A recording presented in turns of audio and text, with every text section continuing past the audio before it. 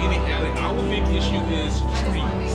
So we're right on Pratt Park, and our property line runs right into Pratt Park, and so we're working with Parks and Recreation on which trees we can and cannot save, and which trees we have to redo in the end. So that's been our biggest issue, is fighting about trees.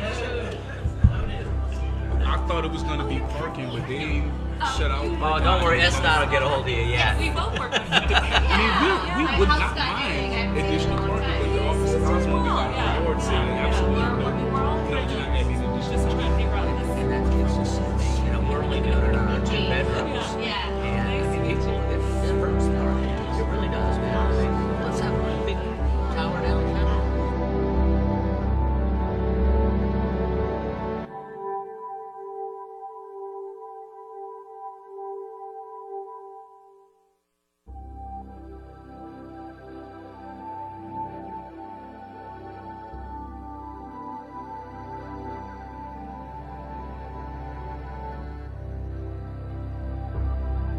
Have to be able to afford Uber, Lyft, or public transportation, which has not caught up Right. to where we are with as many people. So Absolutely. I'm expecting questions tonight about parking, because we always get them. So I have a standard answer. Yeah.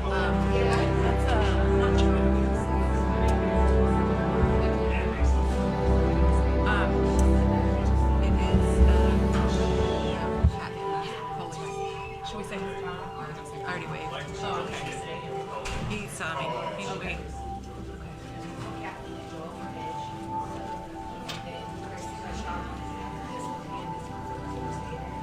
I'm just doing one. Brian Manor. Yeah, Philippa. Yeah, he said she's going to be here.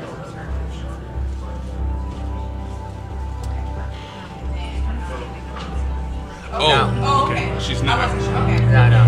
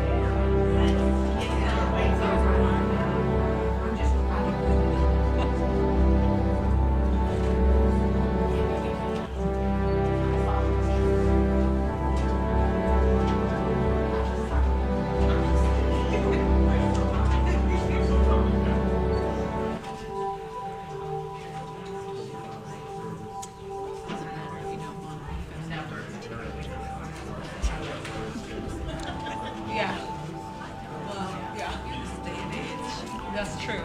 Okay, can you push the button first? It was actually before there were cascade.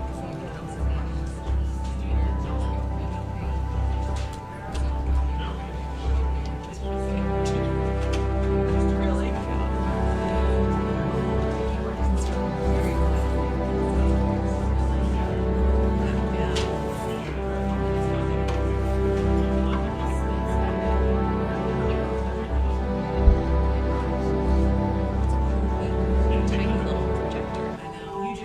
Everywhere.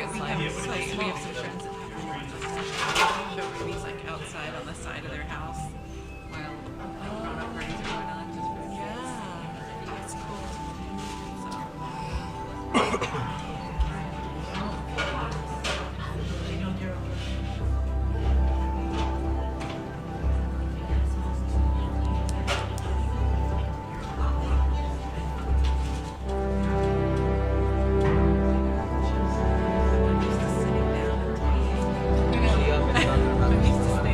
Yes. It has been about 5 years. And we're just not getting to the point where we're starting some Yeah. of the treadways. Oh yeah, Feels yeah, good. we're ready. Thank you. It was a last minute thought, like, oh my god. Since you were talking about it. Okay. Okay.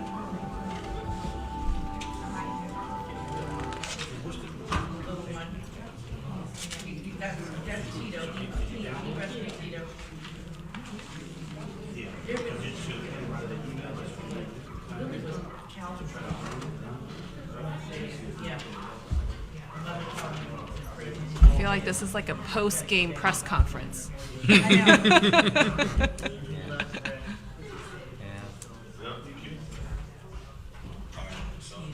I'm not involved in the formal process here today. My name's Omari. I work in the media department here. Nice to meet you. And so, you Sean? Yes. Hey, what's up, Nice to brother? meet you in person. And so for everybody who's speaking today, like it's a big portion of the community that's viewing this online. Right. So we just want to remember these mics are pretty good. You don't have to be all up in them. But Right. you know what I'm saying? You definitely want to keep them in front of you. Okay. You know what I'm Okay. saying? While you're speaking. So you can capture everything. All right. All right. It's so fancy. Okay. Okay, I'm gonna keep it further away. It's picking up everything. Hello. I'm like, hello.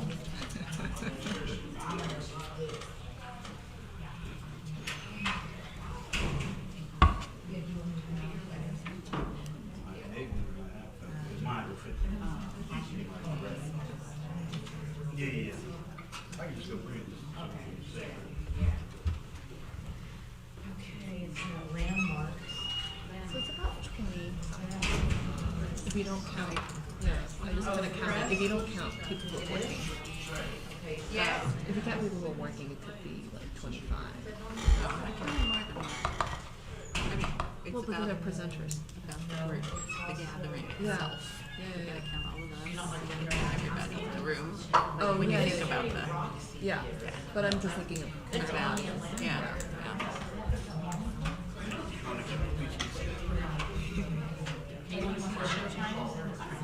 We can go, okay, we can go either, I'm free Friday night. just like who might have come out because they saw Today is, Yeah. okay, you wanna try seeing it? You wanna try seeing it Friday? March 13th, because they cancel this thing when we go to the court for the final. You emailed it to Sam? Or we can go at 4:05. His, 4:25. Put on your calendar.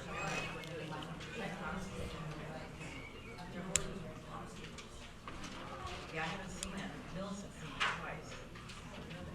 She did, yeah, she was, okay, I'm not busy. I'm canceling this meeting.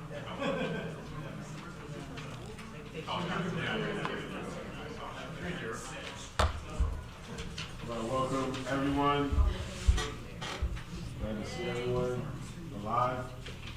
So we thank everyone for coming out today. I think this is very important that we keep our community updated on what is happening in the community and people have an opportunity to help shape the future of the community. KY King Garrett with Africatown Community Land Trust. For those that don't know me, we are here at Black Dot Underground, which is a co-working space and incubator space focused on supporting and launching entrepreneurs. You want to welcome us in the house? My coffee, let's finish it out. That's Curtis Calhoun, if you know you're interested in either using the space or any of the services that should support entrepreneurs. So tonight we're going to hear from a number of the major development projects in our community that are at various stages. We're looking at some report back and some project forward.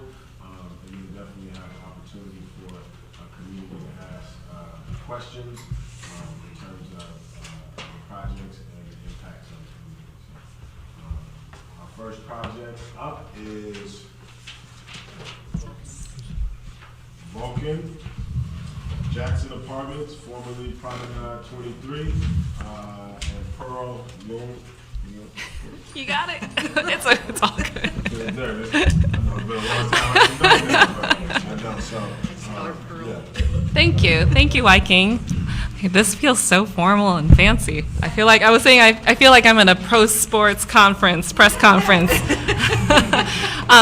Hi everyone, thanks for having us here today. My name is Pearl Leung, and I am the External Affairs Director at Vulcan, and I'm here with my colleague, Kiki. I'm Kiki Graham, also working at Vulcan. I'm the Development Manager on the Jackson 23rd project, overseeing the construction as it gets built.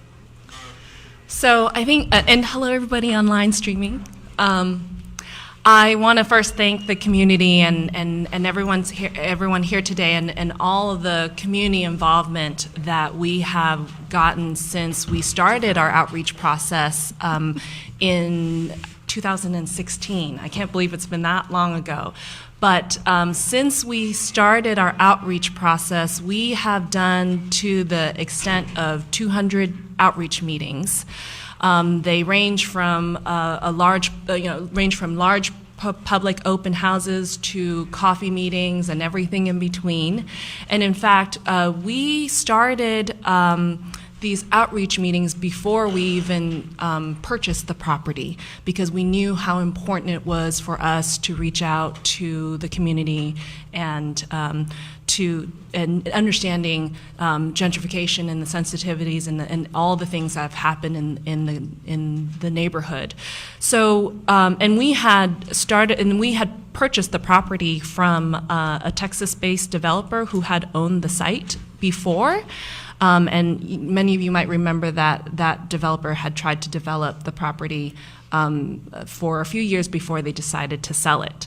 So through all of those public meetings, we had a lot of great input, and I want to share with you all of the things that we heard from the community that you can see now coming out of the ground that we have incorporated, and how we have involved Black-owned businesses, and also I have some exciting announcement to share today. So also, I think before we get into that, I wanted to also share, since the time we started a couple years ago, we have Vulcan has a long track record of supporting communities where we develop, and it's really important to us to understand the important issues that matter to the community and how we can support that. So I just did a calculation before coming here that within the last few years, we have contributed over $500,000 to community organizations, programs, projects, and events specifically in the central area, or to organizations serving predominantly African American communities. So most of that was in cash, and some was in kind, and they include Moja Fest, and I see Margot here who got us involved in the Black Santa event, so thank you. The Clean Green Farm Stand, we were devastated to learn of Miss Lottie Cross passing last week, and she was so instrumental to bringing the farm stand to right in front of Walgreens, and provided fresh produce during the construction time. So we really loved our partnership with her, and we hope that it can continue with Clean Greens. We also helped fund the renovation of Pratt Park, the Spray Park, and the Garfield Living Room, and for going on 5 years now, we've also funded the summer camp at CAYA, Central Area Youth Association. And then more recently, Vulcan was the only private funder of the Tabor 100 Economic Development Hub, and we also funded the Emerald Cities Collaborative to specifically recruit and train people of color in construction trades that offer family wage jobs and opportunities to start their own businesses. Before I also jump into now, the project is almost opening, and I'm going to turn it to Kiki. A lot of you might want to know what happened to a lot of the tenants that were on the site previously. And you can also go on our blog. We have a blog where you can find a lot of this information. It's 23jackson.com. So 71% of our previous tenants, we helped and worked with them to locate within 3.5 miles from the promenade site, and 64% under 2 miles. We worked very closely with all the businesses there to really find out what would meet their needs, and also helped them find spaces for relocation. Back to all of the great input that you have, that the community has given, and how that has changed the project. We actually redesigned our project due to the community feedback, and that included one of the major changes that we did as a result of the feedback was we learned about 24th Avenue and how that used to be accessible to the community and going through what used to be Red Apple. It's kind of where the crosswalk is, and then it dead ends. You can see on the site now that there is it looks like a courtyard, and that you can walk through. It's going to be a beautifully landscaped pedestrian corridor that you can walk through, and that was really because of the community feedback saying that used to be there, and that for the project to be a pedestrian-friendly site, that would be really appreciated. We also heard from our neighbors from Mount Baker, Greater Mount Baker Baptist Church, Pastor Ransfer, and we pushed our building back from their site to give them more room. We have, and you can see it take shape, a 12,000 square foot plaza that is going to be publicly accessible, and it'll be available for outdoor space for events and markets, and so we look forward to the community using that. Our architect also contracted with Donald King to incorporate Afrocentric designs into the project, and you could see some of the colors, and there's some patterns on the pavers in the pavement, and that was something that we heard from the community that was important. I know folks want to hear about retail spaces, and we will go more into that, but one of the big things that we heard is spaces that can be affordable to smaller businesses, particularly small Black-owned businesses. And one of our solutions was and you can see the 3 pavilions that are at the corner of 23rd and Jackson. They're standalone storefronts that is smaller and therefore inherently more affordable and more flexible for small businesses, and Kiki can go into more of that. So yeah, I think we have more to share on that. I will pass it on to you on the timeline and where we are right now. So, hi, again, I'm Kiki. Just to tell you a little bit more about myself, I came into this project, I think, after a lot of the hard work was done with the community in the design and the planning stages. So I came in and took over kind of when the construction started. So we broke ground on the project early 2018 and started doing concrete work and digging down for garages and erecting the vertical elements or pouring concrete in about April. So we're almost at the 2-year mark, which seemed like it would be a really long time, but has gone very quickly. The project is scheduled to open in 2 phases. For those of you that are familiar with it, there's 2 buildings above grade that are separated by this kind of 60-foot wide pedestrian through block where the 24th Avenue connection's restored. Our plan is to open the east building, the one closest to the Greater Mount Baker Baptist Church, in April. So you might see some activity with people starting to move in, hopefully then. What you will see in the next kind of few weeks is the fences coming down around it and more of the landscape taking shape. I think there's a big push right now to try to get those public spaces open. The second phase of the project would be the West Building, which also contains all of the commercial and retail spaces, and that's the one that fronts Jackson and runs the length of 23rd. That's scheduled to open by the end of June, and so the whole project should be open with use of the plaza and the through block by July for everyone. It's something that's been a long process for us. I think it's pretty exciting to see it coming to fruition, and I think if you go to the 23rd Jackson blog soon, we'll be putting up some more information on some of the construction pieces that are going up to help explain more about what they are. Mr. Chairman, because time. Oh, okay. And we did ask everyone to report back on some specific items related to our equitable development Yes. framework, which is community ownership. Is there any community ownership opportunity now, in the future?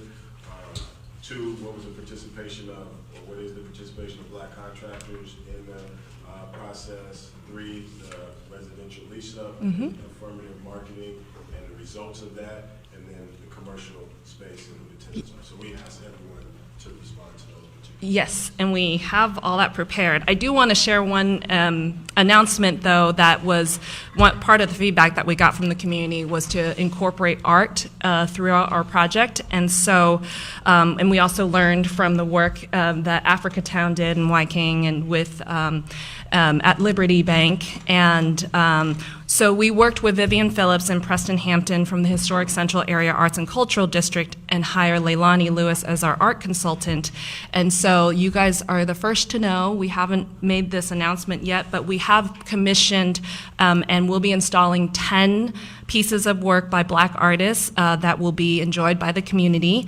And there will be 2 sculptures, one by Marita Dingus and Preston Hampton, and the other by Paul Rucker. And then we will have 8 panels. Seven panels in one mural. Okay, 7 panels by artists Ari Glass, Yadisa Boja, Esther Irvin, Aramis Hammer, Alicia Johnson, Ashby Reed, Xavier Roche, and we have a mural that will be done by Lawrence Petrie. So to answer, now to answer on the ownership piece, Vulcan, we haven't done condos or ownership properties since a long time ago, and it's not a type of product that we have done recently. So this building they are apartments and they're for lease, including the commercial piece. So I can tell you about the leasing part of it. So the project overall, so starting on residential, there's 532 units total. 107 of those are part of the multifamily tax exemption program through the city of Seattle. We worked closely with the Office of Housing in January to select the MFTE units and put out our marketing. At that time, I think we distributed to a number of places, Urban League, Bird Bar Place, the New Hope Missionary Baptist Church. I can go on, but so we distributed that. We're very pleased. We've had a lot of applications coming in for those already. So our pre-leasing is up in full swing as of kind of mid-February. So that's kind of just launched, even though the project's not finished. So we've had a lot of applications in, which we're really excited about. The project also has just over 500 parking stalls. And those are for the retail spaces as well as the residential spaces. That was another thing we heard from the community was parking, so that we don't have a lot of parking on the streets and that we aren't taking up those spaces for residents now. To talk about the commercial leasing process, we've got 45,000 square feet of commercial retail space. These sizes range from, I think as Pearl mentioned, those weird structures you see going up on the corner that look like a big bus depot or an electrical station right now will become these amazing pavilions, and each one's about 500 square feet. These are something that we're building out, so they're move-in ready. That was something else we heard was not having to put a lot of infrastructure and a lot of things in once you come in with a tenant. So these are ready-to-go spaces. So we're really excited about those. They're freestanding and kind of featured in that larger plaza that Pearl mentioned that faces Jackson.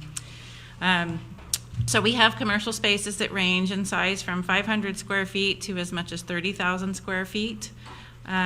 We've only recently posted the leasing brochure, so we haven't leased all of the spaces. We're at the forefront of that. So that's something we're excited about. We do have ongoing conversations with some prospective tenants now that we think will be a great asset to the project and to the neighborhood. So we're excited about that. I think that's about it on the commercial leasing at this time. So we brought flyers with us for the residential, and we will. We started our affirmative marketing, and we will continue. So please take a flyer with you. The MFTE. I mean, this building has a ton of amenities. I was just talking to Triana about, and she was saying how. She was seeing some of the amenities, and so it's going to be a cool building to live in, and especially if you can get an MFTE. Yeah. What was the total development cost for the project? And Yeah. what was the dollar amount of black contractor participation? I'm ready to answer that question. Okay, so our total inclusion for WIMBY was at 30. It is, and we're still finishing the project, so it could go up. Is at 30% WIMBY inclusion out of our subcontracting, and in that 10% of that went to Black-owned businesses. So Vulcan is a privately owned company, and so we don't share our total costs. But I think that the percentage is it's something that we worked closely with NAMAC and Tabor 100 and did a lot of subcontractor outreach through those groups, and also have a partnership with Urban League to refer individual folks who want to work on the project. And we want to thank you for building the project, but you can't own our community. You built it, you're going to sell it to us, and we're going to buy a Yesler Terrace. Hey, partner, I need you to back up off my mother. This is my mother, back. Yesler Terrace and Promenade 23, because Promenade 23 was put together, 111, as a black shopping center. And Yesler Terrace is a low income. Now, why Vulcan came in here with multi-billion dollars and started gentrification is genocide. We thank you for building it, but you're not gonna own our community. My name is Omari Tahir. I'm a senior. I'm speaking on behalf of black seniors in the Central District. My dad and his partners was the one that put Liberty Bank together. You're not gonna come in here and buy us up and do us like you did Vulcan, not you, because you're just an employee. You're not gonna make us disappear like you did the Native Americans. So we're putting a team together to buy what you built, because we can't go to the bank and borrow money like you borrowed, because we had a bounce check 10 years ago for $10. So we don't have the credit that you got. But we put the team together to come in and negotiate with Vulcan, because Vulcan has got a worldwide reach. And now that Paul Allen is gone, Jody Allen is not hardly interested in owning the black community. And we're not gonna be like the Indians and get this plantation politics where you come in and own stuff and then we begging you for this. That's not gonna continue. And with this virus, that's what European settler colonialism has done to the world. Everywhere they go, they kill people. This is the first virus that don't attack black people. So Questions? just remember that. There's an order, I think you were first. Yeah, so, out of curiosity, You start out. Sure. oh, was that her first? Go her first? No, you were first. No, okay, oh, sorry. Go ahead. I live at Liberty Bank Building, and what my question is to you is, that building is low income completely, correct? Mm-hmm. So, like, everybody in that building is low income. Nobody can come off the street and make X amount and get there unless you have a certain amount of money. Criteria. The particular building that you're talking about, is that gonna be the same, or you're just gonna have a certain percentage, like, Union, East Union, and the Central have, that are going to be the market, the MFTs? Is that the deal? Yes, The MFTE, yes. 20% of the units. 20% of how many, so How many apartments? Just give me a guess. So there's 532 total 532. between the two buildings. 107 of those are in the MFTE program. MFT, 107 out of the 500. It's 20%. And that means, can you explain that, what that means to the community for people that? And the rate, MFT Oh, is yeah. not low income. No, No, no, it's- no, yeah, we, It's not a low income, but. no, yeah. So we are, again, a private development company that does market rate buildings. And then the MFTE program allows us to offer what the city calls workforce housing. And so we have some examples of rents. So we don't set the rents on those as part of the program. The city sets the rents on those. But it is a program that has allowed us to offer a wider range of rents. And And it's a it's- 20, yeah. It's, oh, sure. Two quick questions. This first one's for Pearl and Kiki. I participated in those meetings in 2016. I remember, All yeah. of those meetings that we talked about helping seniors get food while during construction. Vulcan created a huge food desert. Vulcan did not come up to the plate like they said they would. You took Lottie Cross from 21st and Yesler and you brought it to 23rd and Jackson. We couldn't eat and subsist off of greens 24 hours a day. We can't clean our house with greens, so you really didn't didn't help us with any groceries at all. So my thing is, if we can't trust you for that, then why shouldn't we be able to trust you with this other stuff? My next question is for everybody on the panel. Whose idea was it to do all this development in the CD and South End versus Montlake, Mount Baker, Magnolia, and Laurelhurst? And anybody can answer that when you get a chance. So, okay, okay, no. Okay, just to respond to that quickly, we did look into a number of other options, but there weren't very many other vendors who would come in for a short-term basis during construction to provide a full-scale grocery. You know, I had that guy on 28th and Jackson, right? That I met with him, yes. that already had a store opened up. Yes, yes, yes. I met with him, and we and thanks to your referral, so we spoke, and I referred him to a couple of other options that we can. I think he was struggling to. I have to remember exactly, but he was looking for ways to expand or partner with another operator. So we had talked about that. But we also worked with Walgreens to make sure that they had some of the other, that they continue to carry milk and bread and, the other non-food items for like cleaning, other things. It was going to be really hard to replace a full-scale grocery store for a temporary time being, just given that folks, I yeah. worked with Tammy Morales. She's your Yes. new city council there. Yes, she helped with the survey that we did. Yes, yes, yeah, no, yes. One more question after that. Yes, sir. Quick questions. The acronym, the MFTE, MTE, what was that? Multifamily Tax Exemption Program. It's a state-authorized program that the city then administers. Yeah. The other question I had, do you have a breakdown of the different areas of Black participation in particular, such as the different trades? I know you used to Yeah, yeah, yeah, yeah. Table 100. Yeah. Some other places, that would be good to know, because just from, I'm sure that most of the people are looking as they drive by and kind of observe the project, it just seems like we could do better for Black participation. And we often hear the Wendy numbers included in the Black numbers, and no offense, but, our stake has been, Black, African Americans in this neighborhood, in this community.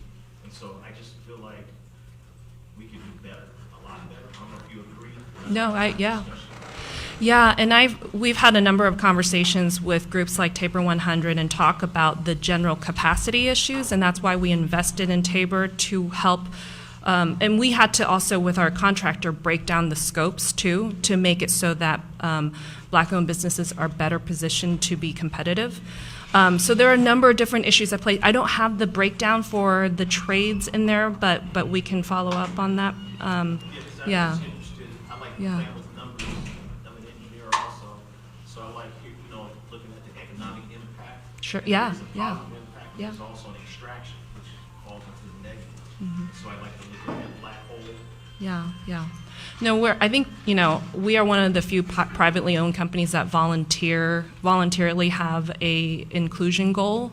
And so we don't, but there's still a lot more work to be done community-wide. And so we are, we're proud to have our 30% inclusion goal, and with that, the 10% with Black-owned businesses. But I agree with you that there's a lot more work to be done. Yeah. So real quick, my name is Omar from Africatown Media, and so a few things. I mean, it's a bit discouraging that a company as prestigious as Vulcan, even though you're privately owned, we think that you want to wave the flag and say, this is how much we gave to the community, the black contractors, but you guys are kind of hiding behind saying that, because you're private, you can't say this or that. You say 30% of Wimby, you might have spent $100,000. 10% of that, you know what I'm saying, could have been $10,000 of what the black contractors, until you tell us a number that went into black pockets, and you sit here as Vulcan. This is your unveiling moment. This is what we gave. This is your opportunity. The second thing is, what store are you putting there? Are our elders going to be able to shop there? Third thing is, what was your consideration of population density on Route 14?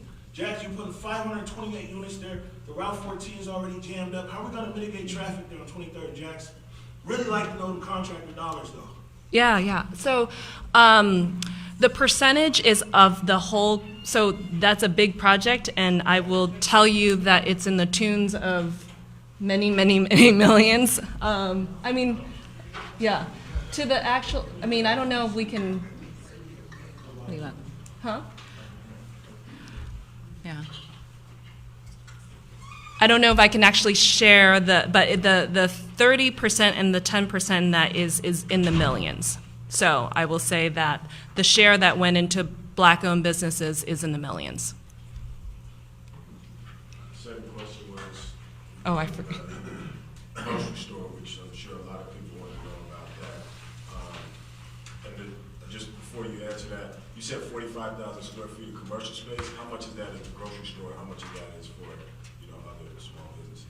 About 30,000 square feet is for the grocer, and the other 15,000 consists of 8 to 10 spaces. We've made them so they're flexible enough that they can be subdivided. And are they below market rent? Because that's a big issue. Well, we haven't leased them yet, so we're talking with some folks, and I would say every deal is unique.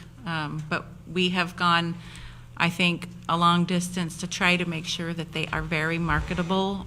We've warmed up the shelves. As I mentioned, the 3 kind of feature spaces and the small retail spaces, those are ready. They're move-in ready. You need paint and shelving and whatever your product is, those are ready to go. The other spaces, we've warmed those shelves and put a lot into them, trying to take some of the upfront burden of upfront costs and moving into spaces. These are some of the things we've heard that were successful, I think at Liberty Bank and other projects as well. So trying to make these attainable, our goal is to work with small and local businesses in these spaces. The $1 million question is grocery. There will be a grocer, we just can't share who it is yet because it's their announcement to share, and There's lots of rumors. there's lots of different guesses. So trust me, it would make my life a lot easier if I could share it with everybody, but it is truly their news to share, and they're not ready to share it yet, so we would be. Union grocery? I don't think I can share any information related to that. Yeah. They also can't share what store's coming. We knew what was there before. I know. Tell us about what's coming and what I wish I could. Trust me, it'd be. Minority contractors to improve the area that you guys have torn up. We live right on 26 in Jackson, and your construction contractors have parked everywhere. Yeah, okay. Nevertheless, you've ignored us as being black contractors in the neighborhood. Some of us, And I really appreciate what you said, sir, because this has been going on for our neighborhood. This has been going We're not on gonna for have many no years. hundred plan I was things one of to the project managers beg going it. across I-90 with Kiewit Global and all the low-level West Seattle bridges. There was a black participation. They killed those goals.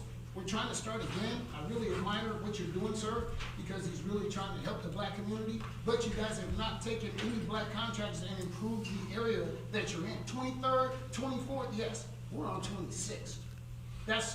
I can look on my deck and look right at the crane operator. Okay, so there's a lot of black people in this community that need some help, and we want to know the minority goals that you're going to have on improving the area after you're done. Please. I'd love to take your information afterwards and follow up. Yes, ma'am. Okay, thank you. Okay, that's the last. I thought I was going to do 1 hour. 30 seconds. 30 seconds. What's the high and low rate of your commercial rate? That's not set for the commercial spaces? When you built your building down the same. I'm sorry? But that was one of the demands of the community, is to make sure that people could come in and afford them. So Right. You don't know what they are. No, it varies, situation. Affordable to smaller businesses? I'm sorry? I You can't. know what the affordability is to smaller businesses, because once you get to a certain number, it gets. So, not to speak out of something that's not my expertise, but in the early conversations we're having, it varies quite a bit depending on the size of the space. Somebody taking 500 square feet versus somebody looking at 2,000. So I'm not going to get into a conversation over the numbers, because I do feel it's very specific to the individuals, as well as the tenant improvement costs that we're able to contribute to help that be a success, so that there's not a lot of upfront out-of-pocket costs. So when we talk to someone and we're trying to get someone to the project, we look at all those components. If it's not a success for the person coming in, it's not a success for us. So we don't want to set anyone up for failure, and we have certainly heard the community desires to have local and small and minority businesses in here. So We're trying to make a lot of those deals work. We just, we don't, All right, Thank you. thank you. Yeah, sorry. Thanks for all the great questions, everyone. Yeah. Thank you. Thank you. So next up, we have, Chris. Zayla, with Community House, and this is the 23rd in Jackson, across from Vulcan, the old flower shop site, which is pretty much too, so. Yeah, you guys want to come up here for the next? Switching out. Okay. Yeah.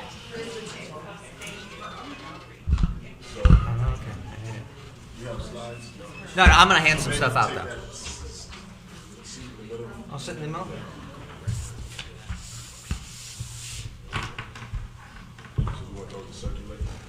Yeah, I'll definitely hand them out, sir.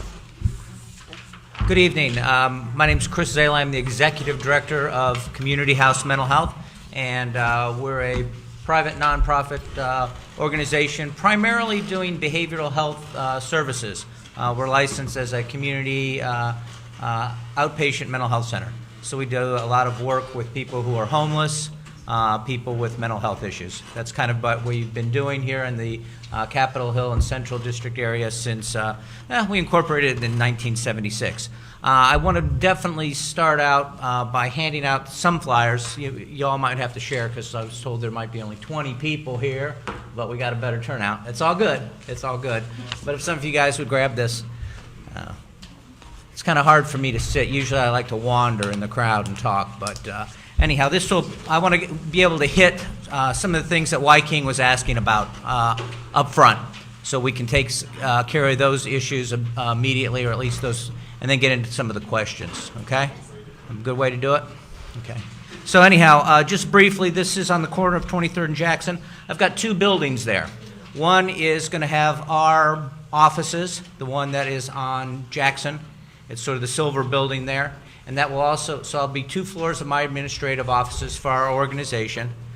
We, again, do a daily meal program there. We do a lot of stuff, vocational training, you name it, we do it. Doctors, nurses, case management, that's what we do. We have around 500 clients throughout the Seattle area. Yeah. When you say, is that going to be the methadone clinic? No, there's no methadone. We're actually not licensed as a substance abuse provider. We don't do substance abuse services license. We do mental health services. Mental health services. Kind of like the one up on Denny and all of Yeah, some of that stuff. So there'll be 52 studio units in there. Again, those primarily targeting people 30% median income and below. So again, this is really low, super low income sort of people.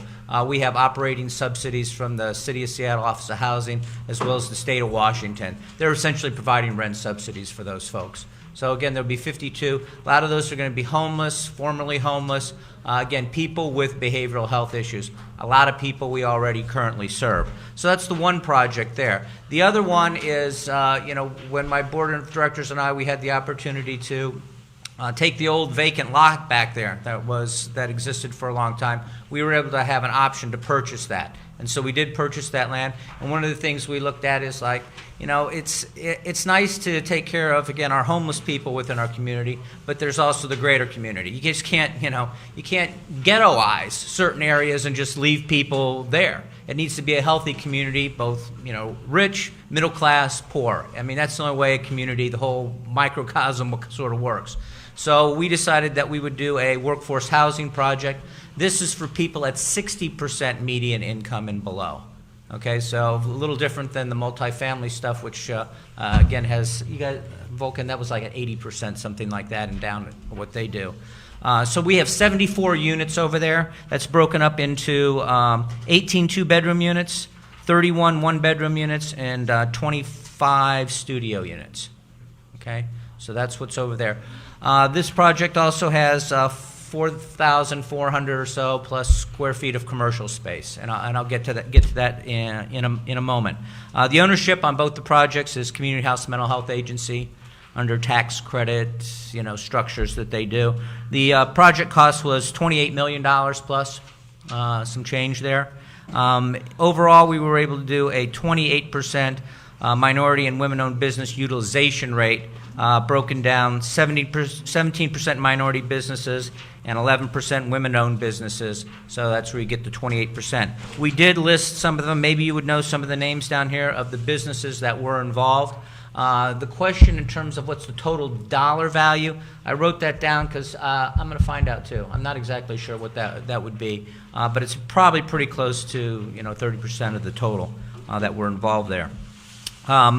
In the commercial space, well, I'll start with the housing. So with the neighborhood housing in Jackson Heights is what the 74 units called. We are kind of the first organization in Seattle with the official blessing and process of the Office of Housing, City of Seattle, engaged in a neighborhood preference process. And so that's been a very interesting one. We partnered with Africatown Media in terms of kind of getting the word out. The target population is people that had lived in the neighborhood from the year 2000 or before. So there was kind of a requirement for them to provide some type of documentation in order to get preference. So we were able to complete that process. Actually, we're now, totally full on the neighborhood preference folks. And that was the majority of those. Over half the units, about 35 of the units, there are under neighborhood preference, combination of 2 bedrooms, 1 bedrooms, and some studios. So a little bit of each of those are involved. And that's worked out well. We do, and we might want to put a blast out. How about a freebie, Omari? We do have studios available, and we are looking for, we've gone through all the sort of our numbers, but we sure would, we do have some studios available, about 11 at this point, not requiring neighborhood preference, just general public at this point, okay? The neighborhood preference process was interesting. We plan on talking further, I think, with Africatown, with the City of Seattle Office of Housing, sort of the pluses and minuses of that. It was kind of a tough process. I'll be honest with you, mainly in terms of getting people to respond in a timely fashion. And so there was always this dynamic tension of, it's like, I gotta hear from you or I gotta move on, because we had so many people under the neighborhood preference saying, I want in. So that was kind of a juggling act for my staff to do. I think there's ways that we might be able to improve that in the future. But at this time, we're looking at occupancy occurring this month. We did get our certificate of occupancy just yesterday, actually. So we're trying to move at warp speed in terms of getting all the final paperwork and approval for people. Folks have done a great job getting their the final paperwork in, and we're ready to get leases signed, et cetera, et cetera. So we're hoping that people will be able to move in by March 28th. At least the neighborhood preference part of it, and then we'll be staggering people in terms of April and May. I've got sort of timelines with the tax credits of how that's done. So the last piece of this, and it has to do with the commercial space. We've been working, there will be 2 African-American owned businesses in there. A is for Apple Daycare, is who was chosen, so there'll be a daycare there. And then Catfish Corner, and personal favorite of mine. I used to eat there all the time when I was back down on Cherry Street. So that's been also, again, if anybody would want to talk about it, a very interesting and at times very difficult process.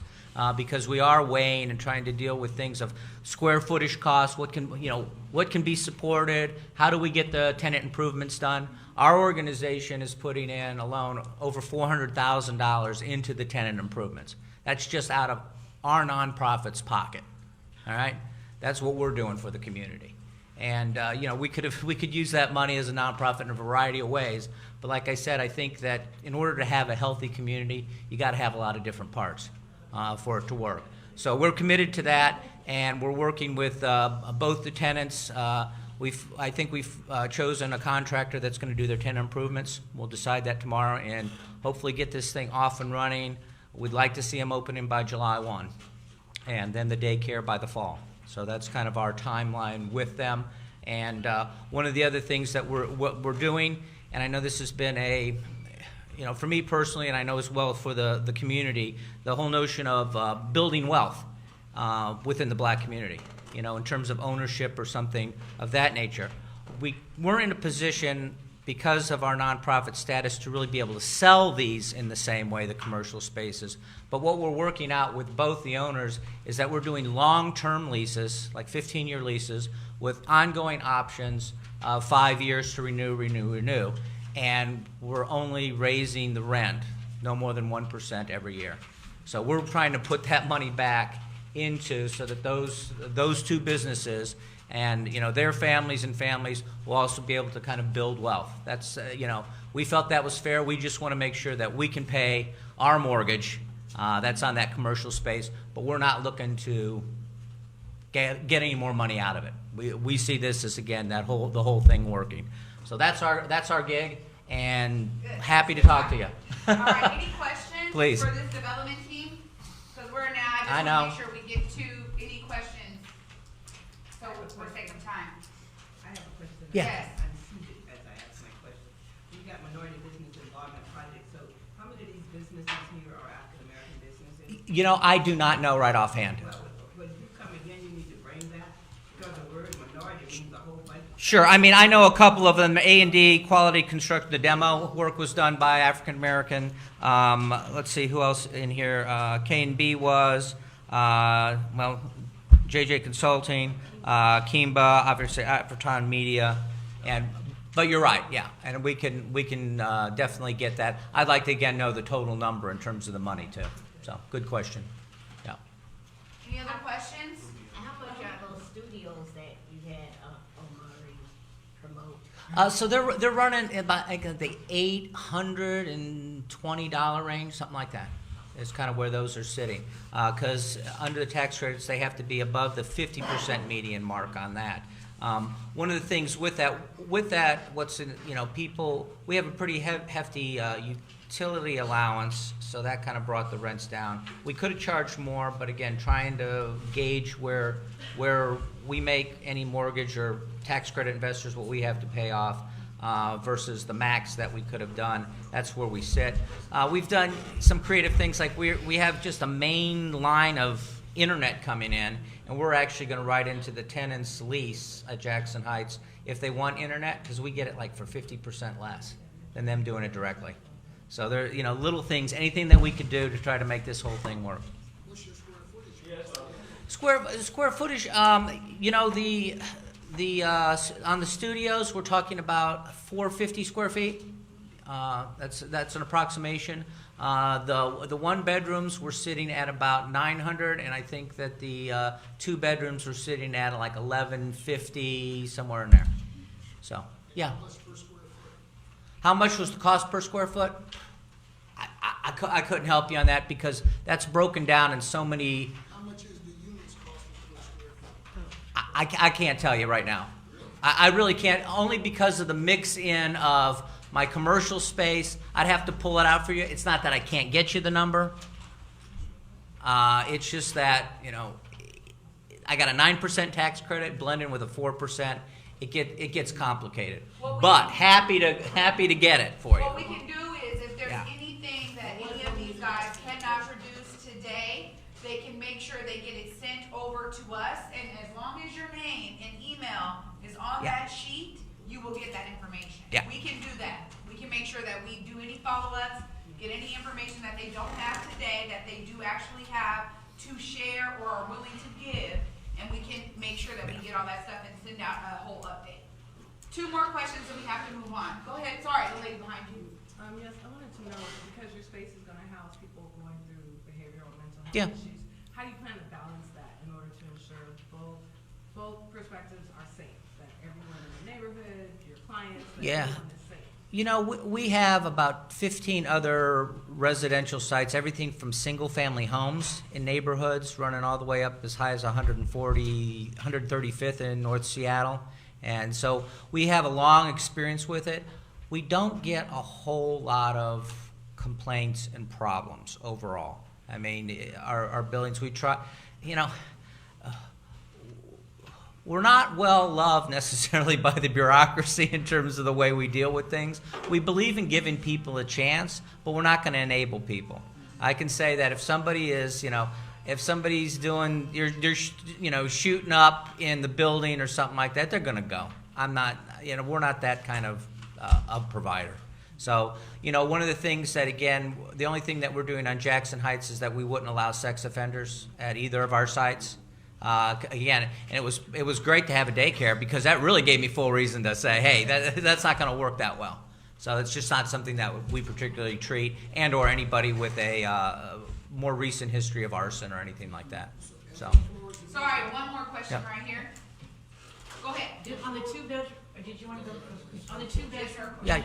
Yeah. At Liberty Bank, it has to be adult and a minor. If you're 18, you cannot rent that. Is that going to be the same? Yeah, so you cannot be in a 2-bedroom unless you are a minor and with an adult, and anybody over 18, that's not gonna, you cannot have in there, like, you know what I mean?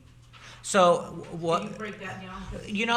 In terms of the landlord-tenant laws, what we have is you have to have at least 2 people in a 2-bedroom. Right. We wouldn't rent that, and we can have up to 5 in a 2-bedroom. Really? Yes, that is correct. I mean, density part. Now we only have a couple of folks in that situation, and actually we have most of the 2-bedrooms are 2 people, a couple of 4s, a couple of 5s. Hey man, I mean, we're trying to take care of families too. Right. Same thing in a studio, we can do a couple, is what we chose at Jackson Heights. And in a 1-bedroom, we do 3. So that's kind of the setup for that. Thank you so much. Yeah, you're welcome.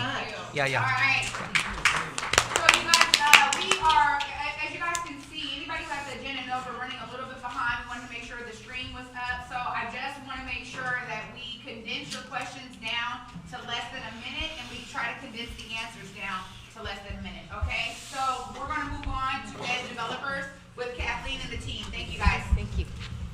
Hi, I'm Kathleen Hosfeld. Oh, right over here? Okay. Moving down.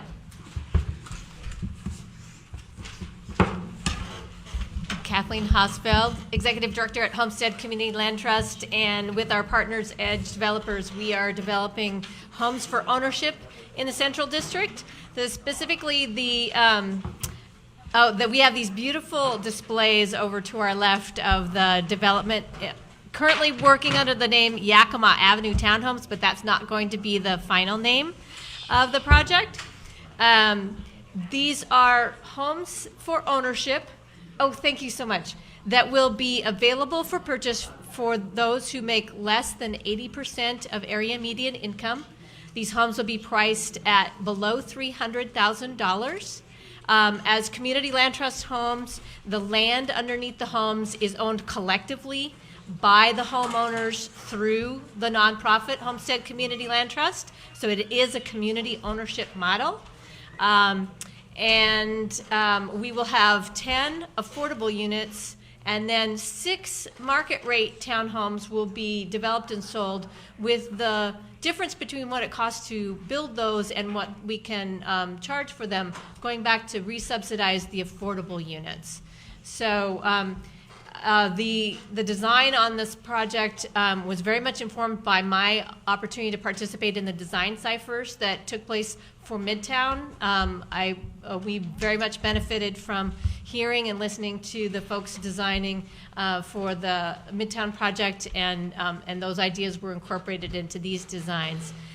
With that introduction, I'm going to hand it off to Joel and Eric to talk a little bit more about the specifics that Triana and Wyking asked us to address. Sure, we can talk a little bit about, I'm Joel from Edge Developers, and we're partnering again with Homestead.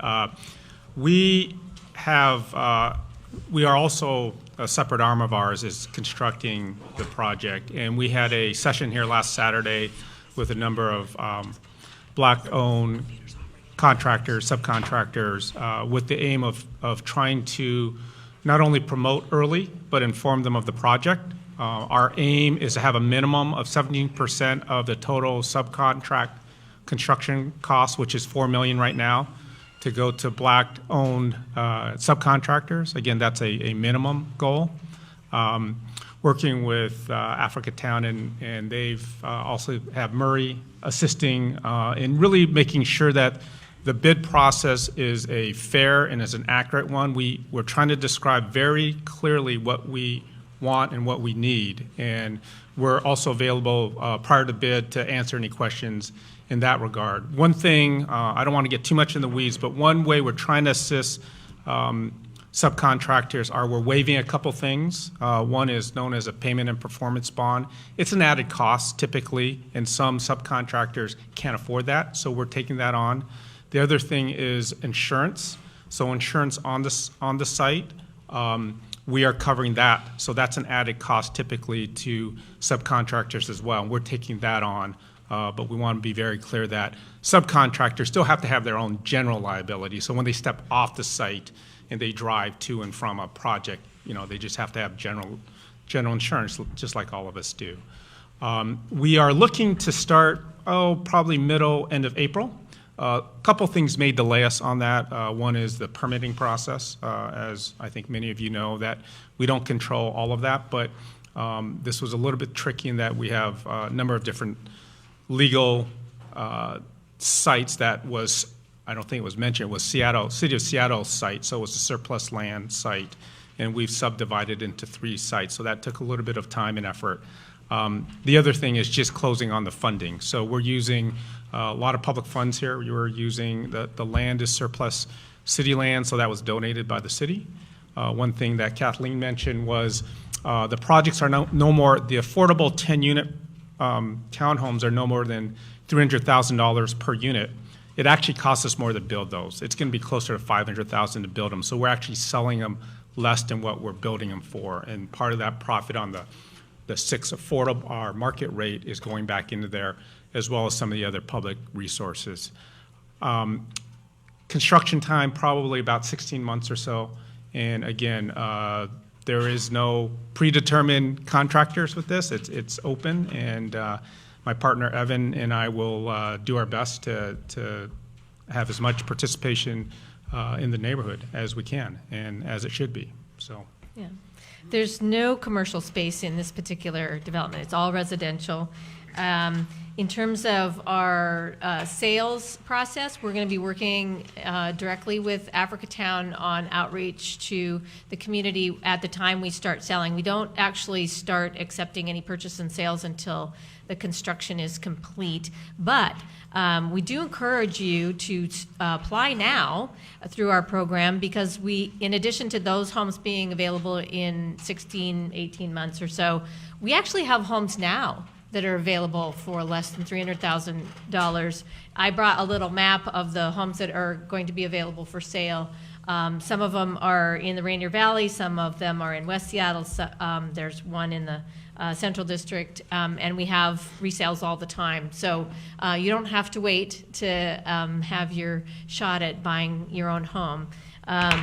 Let's see, so yeah, our significant partnerships are on the marketing and sales of these homes, and we really look forward to partnering with you on that, and hoping to see your applications for other homes if you would like to buy now. Oh, the naming process, we had the naming process, we were inviting proposals for the name for the Yakima Avenue Townhomes through March 6th. We did get one proposal. We will take other proposals. The portal is still open. You can find it on our website, and Africatown did post it on Facebook, so you can find the link there. We'll take them through the end of this week, but we really do need to nail down a name by early next week so that we can start the vetting process of it, if it's legally available, et cetera, and to develop our materials for the groundbreaking when we announce the name. And the website as well.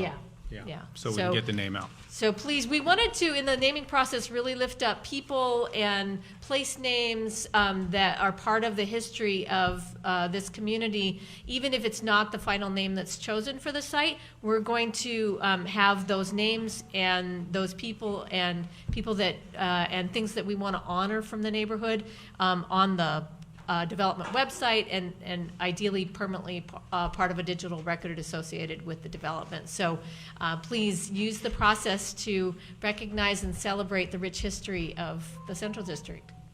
Thank you, guys. All right, let's open it up for questions. Go ahead, Ruby. What would be the advantage of me purchasing a home on a land trust, and how long could my home possibly be on that land? Forever is the so the advantage is that through community land trust home ownership, you get a deeply discounted price. So we're able to subsidize the price to at least half of what you would normally pay on the open market. And the way community land trusts work is once land comes into a community land trust, we don't ever sell that land. It's part of our articles of incorporation. We just do not sell land. It is always to be retained in the trust as a permanent community asset governed by the people and members of the who own the homes and are members of the organization. The homeowners don't build equity. They do. Homes in our program build equity at 1.5% compounded annually. When it compounds at that rate, then everybody can sell their home at the time of their choosing to the next income qualified family, also at an affordable price. So you get to pay forward that great deal that you got, and but you still build equity through the appreciation of the home as well as paying down the principal on your mortgage. One thing we didn't mention, if you don't know, they're all 3-bedroom. So for under $300,000, you'll have 3-bedroom units there. Go ahead, sir.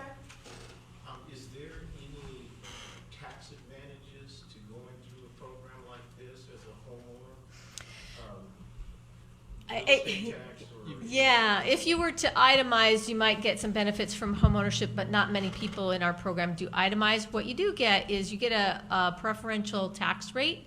Your property tax rate is calculated on the leasehold value, which is different than if you owned the land. So because you don't own the land and you're subject to a ground lease, you pay a lower tax rate. So does that mean that even though, the same units being built for the medium low income and then the market rate, so will the ones that are the lower income, will it be property taxed at the construction cost? And would that also apply to the market rate one, or is it going to be separate? Market rates will be taxed at the normal property tax rate because the market rates, they will own the land underneath their homes. But because it's not accurate to say that the property tax is calculated on the construction cost. Actually, that would be higher than the cost of the homes that are valued. But it'll be, so it would be taxed on the basis of the mortgage price, like less than 300,000. And Henry, just so you know, we are now budgeting the market rate at 625. So the affordable are more than half the cost. Any other questions for Edge or Homestead? One more? Just as a formality, I was just wondering who the other. We don't know. Yeah. They just asked me to come sit over here. in. Yeah, no. Yeah. No, I'm Eric Kravitz. I'm the Real Estate Development Director for Homestead Community Land Trust. So I'm the one that herds all the cats together and tries to make sure that we actually get this project out of the ground and built. So, yeah. Yeah, we're really grateful. All right, Murray? Yes, I don't have a question, but I do want to acknowledge and thank Edge Development coming out Saturday. We had a really good turnout with our black businesses. And we also will be offering technical assistance to our black businesses to make sure that they have good deals on the table and that we'll make a profit on our work and our products. So thank you. We appreciate you coming out early. That gives us a head up, and we hope the other developers take heed and come forward sooner than later. And we will maximize the participation. Yeah. For our contractors. We want to meet and exceed our goals, and thank you to Murray for that. Thank you, Murray. Murray's been essential to Yeah. make sure that these black contractors understand these opportunities, so thank you, Murray. Yay! All right, thank you, guys. Thank All you. right, you guys, we are slightly about 5 minutes over time. Did someone say? Okay, about slightly 5 minutes over time, so we're going to do a rotation. Edge and Homestead are going to move out. Lake Union Partners is going to come up. Okay. Oh, okay. And so next up is Sean Abdul with F.A.M.E. and the Bryan Manor Project. Thank you, Sean. Thank you. Good evening, everyone. I have a few handouts as well, so if you can assist me in handing those out. And while we're getting the presentation up.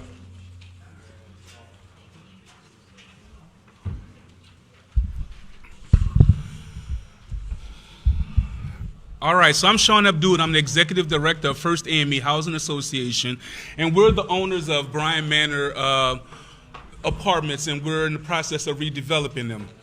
You can go to the next slide. So F.A.M.E. Housing Association was founded in 1969, and our mission is to provide low and moderate income housing to seniors and families.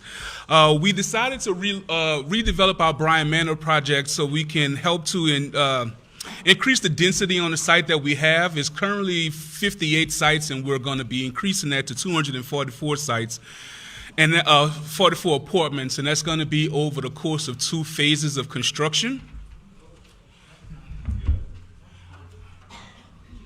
All right, we can go to the next slide. So this is a view of our, next slide is a view of our project from the Yesler site. And the next one is a view of the project from the 18th Street site.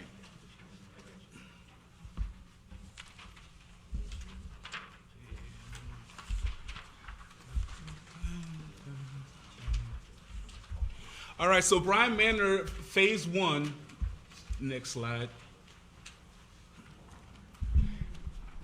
You can keep going to the next slide as well. So Phase 1 is going to contain a total of 95 units. That's going to be 36 one-bedroom units, 25 two-bedroom units, and 25 two-bedroom units, 21 three-bedroom units, and 13 four-bedroom units. And we're going to have roughly 1,392 square feet of commercial space available to be rented. In Phase 2, we're going to have 7 one-bedroom units, 102 two-bedroom units, and 40 three-bedroom units. One more. We'll have two retail spaces available. One is going to be 969 square feet, and one is going to be 423 square feet. Those two sites, commercial spaces can be combined into one for the right tenant. We're currently seeking potential tenants, and there is the possibility for those tenants to own the spaces that they occupy. So, next slide. So we're looking to serve family sizes in the units, and we're going to be having units that will be between 30 and 50% of the area median income.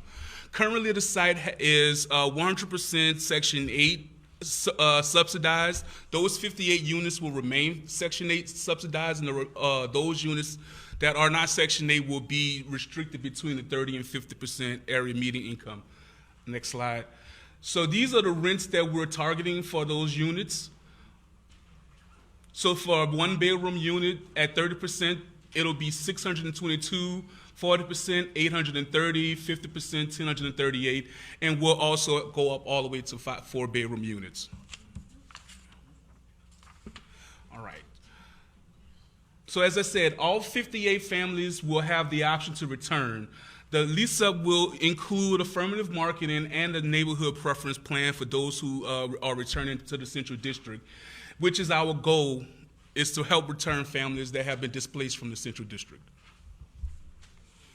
So project cost. The project is estimated at about $57 million for construction. We're setting an African American participation goal of 25 to 30%. And we're also making sure that our contractors sets aside 10% of the contract for African American subcontractors. Next slide.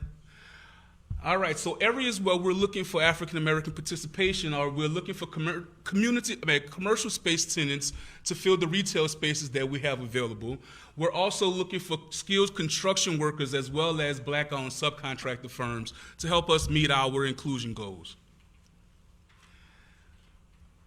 All right, for anyone that has wants an additional information on leasing, you can go to Brian Manor Redevelopment at FAMEhousing.org and send us an email to that address, or visit our website at famehousing.org. So, thank you, ready for questions? That's what I'm talking about, brother. You got us back on time. I like that. Thank you. You're welcome.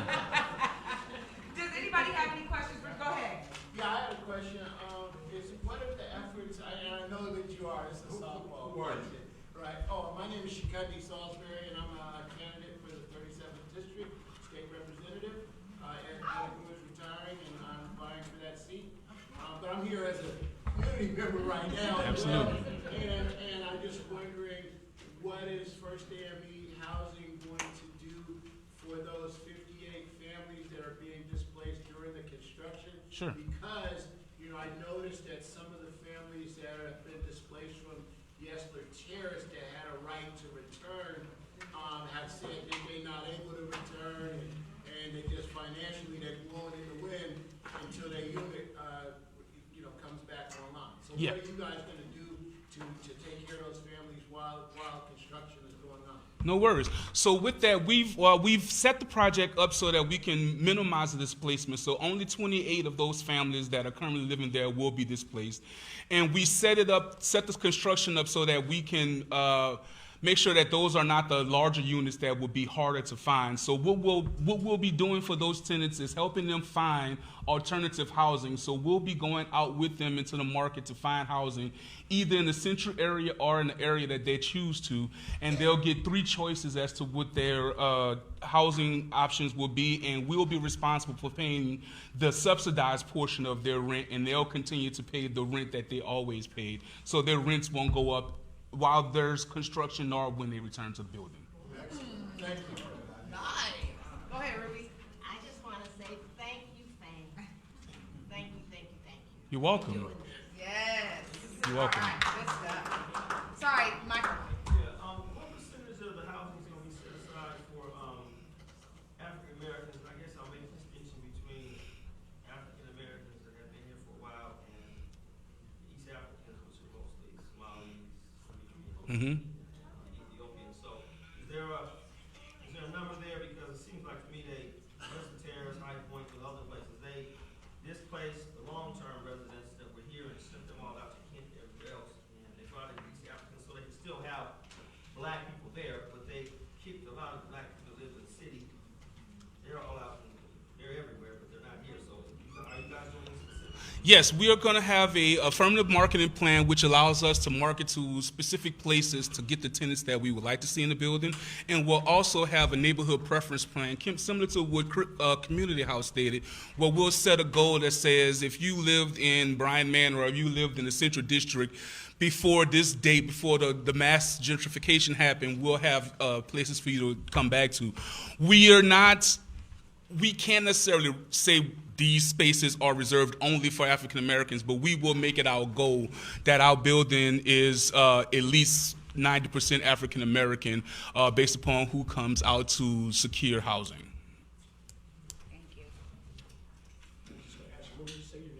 Sean Abdul. I do. I have a pass. Any other questions for Sean or this project in particular? Great recap, Sean. Thank you. All right, thank you guys.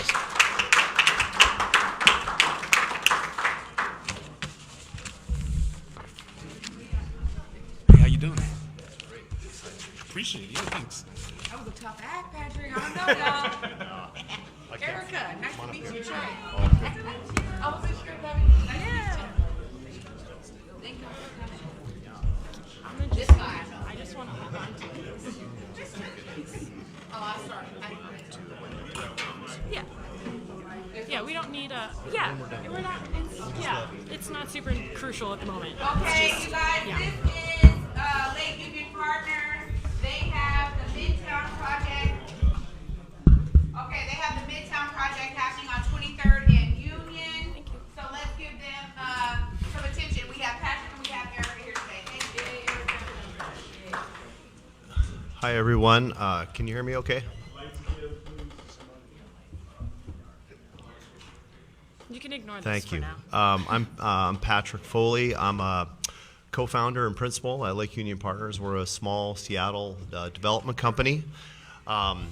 We've been based here. We've done most of our work is in Seattle. We are a company that does about 70% of our work is the type of work that you see going on at the Midtown site. And then about 30% of our work that we do is more preservation, historic preservation type projects in Seattle. And we've been involved in this project, over about 3.5 years now. And our firm came together after 2 other developers made an attempt to buy this from the Bangasser family. And we were the third that came along, and we've been able to work with the community to get the project to where it is now. If you haven't seen it, it's where we're at. The one level of underground parking that's going to be there is complete. At least it's built, I should say. And we're now coming up to the street level with concrete. And the schedule right now, we're expecting to be done in late summer of 2021. And the project is a total of 432. It's a mixed income project. 30% of the project is affordable, varying degrees of affordability. And to answer, because I've heard some questions, and so if I could, before I go any further, I apologize. Let me introduce Erica Johnson, my colleague here. That was very rude of me. Erica's project manager, works closely with me on the project, and we're excited to have her be involved, and when we get to the art program, she'll say a few words about that. Sorry about that, Erica. Okay. Nonetheless, 432 units, 30% of which are affordable, and the ranges are the rent in those units is from $1,000 is for a studio, about $1,500 for a 1-bedroom, and $1,850 for a 2-bedroom. So those are just direct rents for if you're interested in understanding that. We do have a significant amount of retail on this project. There is 28,000 feet of retail. There's an anchor at the corner that I think many people are aware of, that we've been planning a drugstore to go in that. And the whole purpose of that anchor is so that they pay a little bit higher than market rent. And what that allows us to do is lower the rents in the rest of the retail spaces to below market rent, so that we can bring in more community businesses that might not qualify otherwise. We did make a commitment early on to recruit as many black-owned businesses for those retail spaces as we possibly can. We're working on that. We don't have any leases signed yet, but we have a number of LOIs, letters of intent, that are out to various tenants. There's some food and beverage. There's other basic retail. So as soon as when we're ready to announce those, we'll be sure to reach out, likely through Africatown, and then they'll get a communication out as to who we're working with. We are there. Let me catch up here 1 second here. On the construction side, we also made a commitment early on to reach out to the black contracting community, and the ultimate, here are our results. We have a $70 million direct construction cost.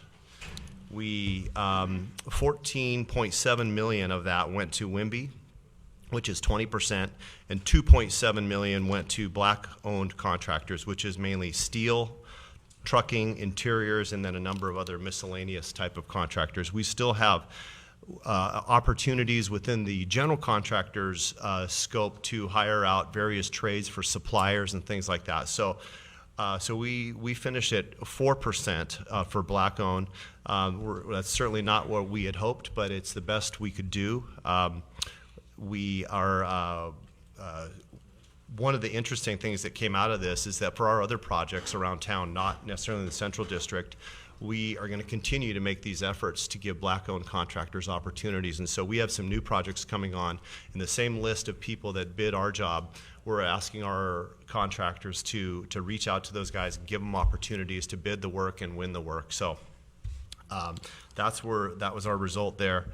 And Erica, if you don't mind, I also want to say in the project there's a very large public square, and it's in the center of the building. There are 3 large access points to the square, and there's going to be retail in there, but there's also a lot of privately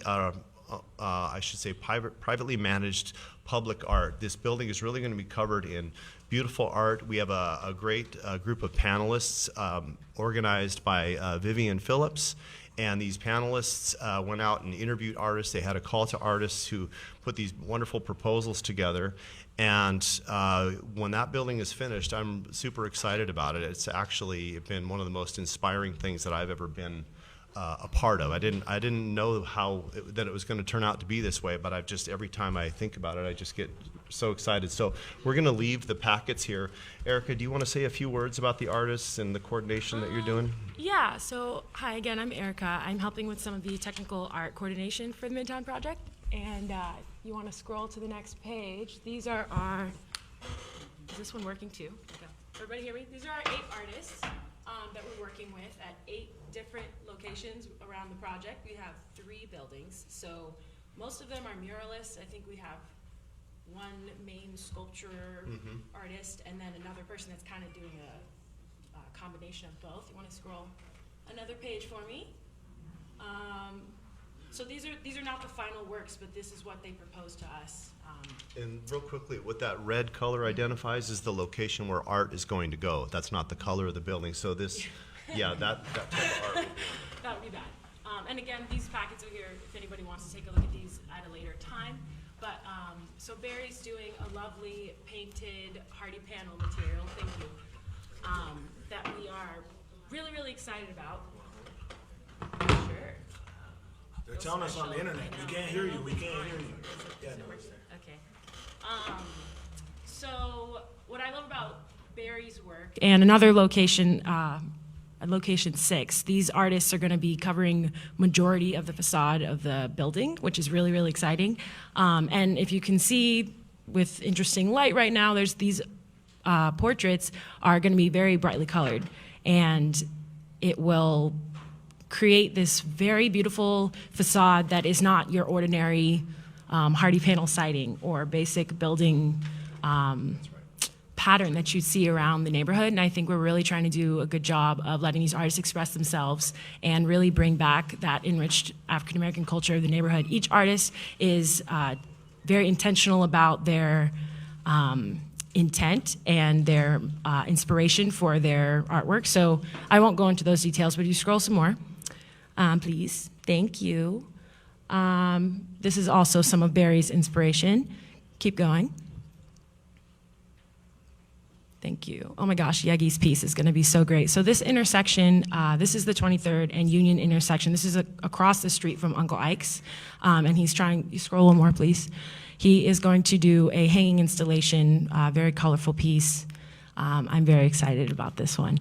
Mostly what my role is to make sure that Yegi, artists like Yegi, are having the connection with our contractor and our architect, and they have all the resources they need to actually execute this little drawing into an actual hanging art installation in budget that we've set for each artist.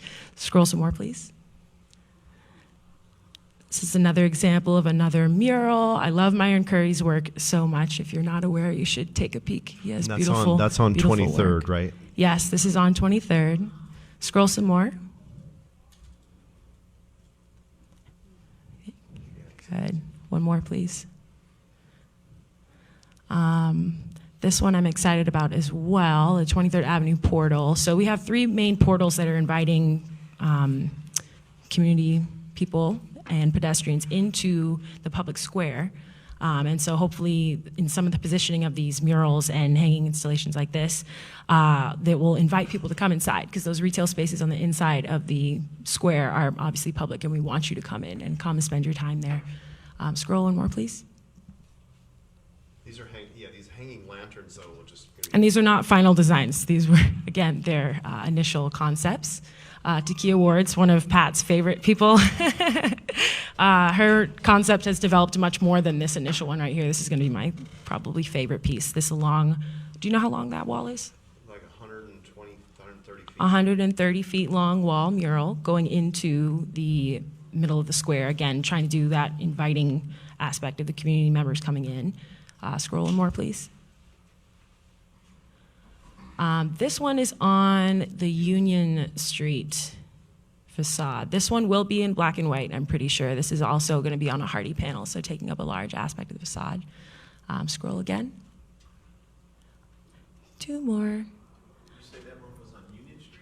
That one is on Union. So, From the neighbor lady looking over. yes, across the street from the neighbor lady right now.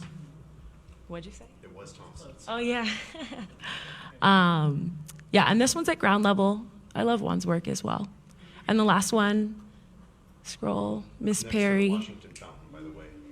I love Perry's work as well. I'm excited to see this one develop. So the artists are still in their early concept, final design phases, and I'm helping assist them in that process and making sure that ownership and their are accepting both of their ideas and that they have the resources they need, including paint, like actual materials that will be the final concept and final installation process. So, But we have contracts with all of these artists yes, right now. Yeah. Yes, we have established all those contracts, and we are making sure that they have everything they need. So it's going to be really exciting. I think there might be one more slide. Does she have one more? No, that's it. Do you have anything else on that? I don't think so. No. Pat's been involved with the art a little bit longer than I have. I just started here like 2 months ago, so it's been fun. Thank you, guys. All right. So much about the light vector. And real quick, I have a community update that we send. We send this update out once a month. We have a large email blast. If you want to be on the list, if you're not on it, I'm going to leave a stack of these here. Just email me or Erica. Our email addresses are on here, and let us know that you want to be on the mailer. And then we'll also leave the artist, what you just saw up here on the screen. We'll leave a stack of them. Thank you, guys. Any questions? You know, this artwork is beautiful and it's very impressive, but not a lot of black people are gonna be able to enjoy it at $1,000 a month for a studio apartment. Are the white folks gonna let us come in and look at the art? So that's a public square. So that square is it's open 24/7, and our goal here is to welcome black people back to the neighborhood. You know, this is a goal that I talked with White King about early on, and we believe in it wholeheartedly. So we're going to do our little part that we can to welcome people back. I hear you on $1,000. I understand. A tax break? No. No, this is a private project. Yeah. So this is what the work we're doing is voluntary, and we're super excited about it. I was one of the artists that applied and so I'm super excited for all my friends that got these things. But I did hear that there may be other opportunities within the building for art, and so just as an artist, I'm just curious where, when, how would we hear about these art calls? I don't have the answer for you just yet, but that's something. If you do me a favor, would you email Erica? Her email address is on this notice. Come grab one of these, because that's something we're just talking about, the opportunity for paintings inside the building, not even just the Midtown, but also the other buildings around the intersection too, because we've worked with some people from the community on that, and we want to continue to expand on that. So we'd love to hear from you. Is there any art specifically like to anybody like, well, I'll mention like Omari or anybody else that's from the neighborhood? I just thought about other projects too. Maybe there would be a place where you would put something historical about what was previously there, so on and so forth. Maybe just Yes. a small section that would give somebody an idea about what was there previously, and that would specifically be tied to, because when we go into the museum, they have people up there that weren't really instrumental in putting the museum together. So I would at least mention Omari because he's a teacher. Understood. So the one piece that is going to be there that is historical, that was part of the property, is the James Washington Fountain, and that is the Washington Foundation we removed the fountain. They are restoring it back to its original condition with the Pratt Arts Center. And so that will come back, and there will be it'll be reinstalled, and then there'll be a description of James Washington and the meaning behind the art and all that. So anything beyond that, we hadn't planned on anything about Midtown per se, what was on the property. The property is just a kind of general area because you can do specific to there or just in general, because there's a lot of historical stuff all over from a whole bunch of different people. You bet. So you might just have something. I don't know. That's just an ideal that would tie. People would know exactly who stuff. Like we have a street here named after Martin Luther King. Which Sure. is great, but we have some local people like that we don't acknowledge that much. So that's. And I think a lot of the art on the building, the idea there is to acknowledge people from the neighborhood. I don't think it's meant to be iconic folks. It's really more just people who played an important role that the community has told us are important. And so when that art starts to emerge, we hope that will tell the story. Okay. Yeah, thank you. I was just gonna piggyback on what you said. That could be a good conversation to have with Vivian in regards to the art that you're gonna put on the interior spaces. For someone like you, or someone that's gonna contribute or wanna apply, that could be a thought process. Yes, thank you. I appreciate that. I'll talk with Vivian about that. I know that she's going to help us on that, but Erica will coordinate that on our end. So if anyone in here wants to connect with us about additional art opportunities, just please email Erica, and it's erica@lakeunionpartners.com. Erica with a K. Yeah, with a K. Sorry. Thank you. All right, thank you guys. Appreciate it. Thank you. You bet. Okay, so this next portion of the agenda, PCC does not have anything to present, but I did want to give space in case there were any community concerns, so that PCC and their reps could just jot things down and take it back to their teams. Are there any concerns or questions for PCC? Are they here? PCC? Lake Union Partners. They're actually moving into Midtown Plaza. Yeah. PCC is? Jordan and Lamai? Yeah. No. So I know that there was some concerns. You guys.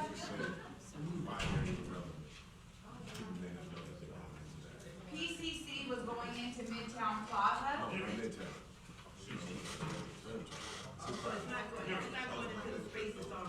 Right, it's fine. Go ahead. Do you want me to just have a seat? Yes, because they're gonna want to hear you on the, they're gonna want to hear you on the thing.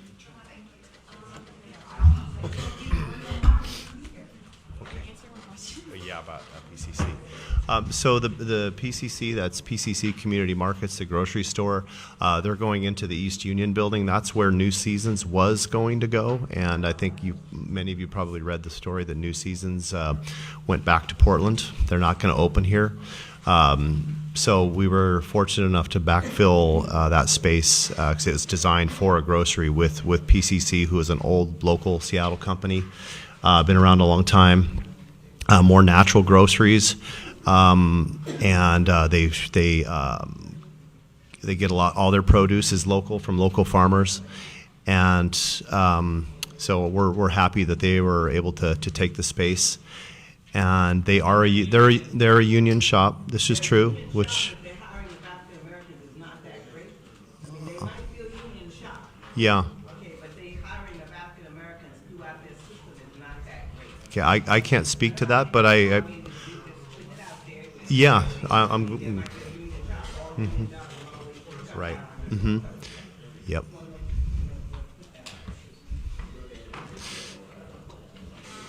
Oh, they are. They're virtual. They're on. So if you have any questions, okay. please ask them so that they can hear them. I wanted to make sure that I got that right. They stayed out due to the virus and such in this morning. But if you guys do have any questions, concerns, I have about 5-6 minutes for that.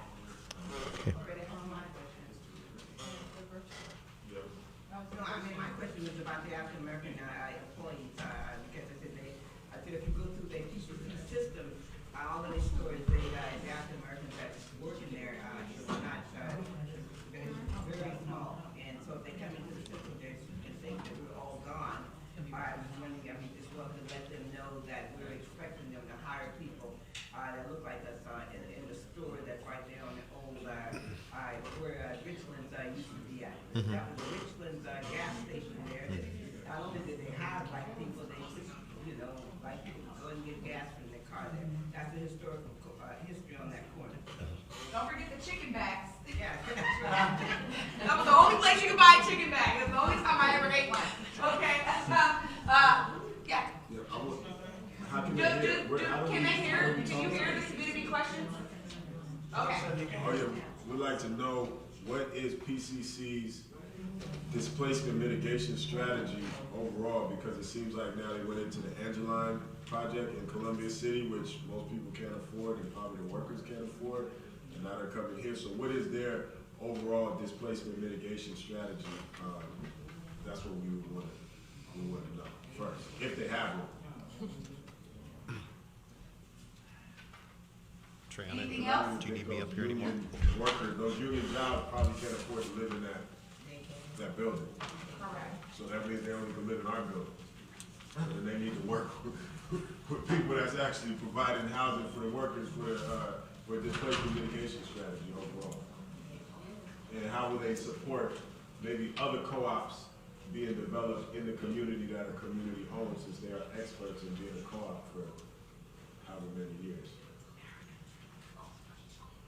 Any other concerns that we want PCC to hear? Okay. So now we're 4 minutes early. And the last presenter is Sir K.Y. King Garrett. Thank you. Thanks everyone for coming out. My brief update is on Africatown Plaza. You can see some renderings of Africatown Plaza, the initial conceptual designs.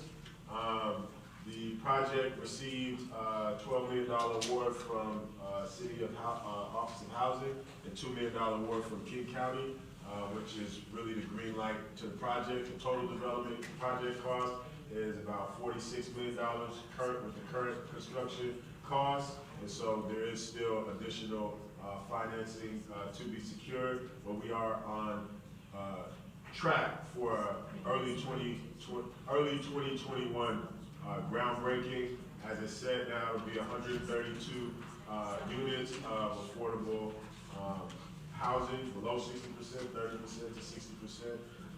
There will be family-sized units, there will be 3 bedrooms, there will be 2 bedrooms, responding to what we heard from the community, the need and the lack of those in the Liberty Bank building, which we were not on the front end of the design of that project. We are working to finish that. There's additional design. We're looking to maximize black contractor participation on the project, as we have kind of set a standard and challenged everyone else to do. There will be some art program connected to it. There will be more community design meetings to evolve certain aspects of the design. So that's kind of where Africatown Plaza is right now. For those who don't know, that location is on the southern part of the Midtown site. We acquired 20% of the site from Lake Union Partners to do our building when the transaction happened in terms of selling, the Vegas selling the property. So that's where we are right now. And we are also working to assist our existing legacy property owners in the community. On February 29th, we had our first property development meetup to inform and connect our community, our legacy property owners with resources and options to keep, develop, identify other revenue streams for their projects, so they're not given one option, which is to sell and leave the community. And we've been working hard with Ms. Ruby Holland. Keep your habitat, you know. Triana has been, you know, on the ground, you know, pulling these things together, and so we'll continue. We're working with our black contractors, so, you know, we are incrementally taking one step, you know, putting one foot in front of the other to make progress, to make sure that we have a future in this neighborhood that has been home to black people for over 140, almost 140 years, and we want to make sure that there's a future and that we have solutions for that. So we need everyone to be a part of that, and I have to always say that you can go to africatownlandtrust.org and you can contribute, because a lot of our resources at this time come from outside of the community, and in time we want to make a larger amount of our resources come from within our community. So that's why we're working hard to make sure our black contractors get big and strong, so they can you know, fund the community efforts that we have going on in the community. And I'm also interested, I heard UFCW's here. So I'm interested, yeah, UFCW, you know, I'm interested in their perspective on the rumor about the, what grocer is going into 23rd and Jackson, and would it be, you know, there's a lot of pressure and deserved on new seasons, and I'm interested if that's a non-union grocer, will it be, is it gonna continue? Because, you know, Central District is ground zero for getting things in order. That's right. As you know, with new seasons, we were not the first to know. I think actually others were the first to know. We're hearing the same rumors that Amazon is going in. Hearing that it's not a Go store, but it's not a Whole Foods, but that they're creating another brick and mortar, but that it would be Amazon. It's going to be the Amazon one, like self-serve stuff. No, it's different. That's what they're saying. And this is what we're hearing, like, Yeah. things confirmed. Got it. Amazon is what talked to us. Yeah. But are you guys gearing up is the question. But that's what we're heard. That's what we want to know. Boots on the ground, you know, they're going to be a strong. And with the community, I mean, if that's, I mean, once we hear what they're, because we're not in those discussions and what's being discussed. But it's not a union employer that they're talking with, to be that anchor is what we know. And not community-based either. I can understand if it was community-based, but non-union, but non-community-based and non-union. I don't know if I can stand in a CD, not anymore. Yeah. It's so far from what was there. Right. It doesn't even take EBT, does it? Any questions for Joaquin? Okay, Joaquin? So that Amazon building, that's going into the central building? Say that again? That's going into the central district, The rumor is that it's going into Promenade on 23rd and Jackson, the Vulcan building. That is the rumor. Yes. I got a statement to you. That Bangasser family paid $900,000 fighting with me and had to pay me. I can't tell you the amount, but they settled with me and they paid me. I got money now to bring in a top-of-the-line finance man, a lawyer, where we can own our community, because guess what? All this plantation, all these white folks telling us what they're going and we begging and carrying on. Listen, we have been in this colony for 400 years, and they're going to hear about this anti-apartheid reparations now movement. Black lives matter, do dog lives matter, do cats lives matter? Go and start killing pigeons and see if them animal people. So as black folks, we're not going for this plantation politics. We be begging, or give us it in our own community. So that's why we're putting together a team to buy back Yesler Terrace and Promenade 23, which is the black shopping center. So how can the black shopping center be owned by a white multi-billion developer? So when they donate or work with us on whatever, how they want to get it back so that we have our own community control. Good, good, good.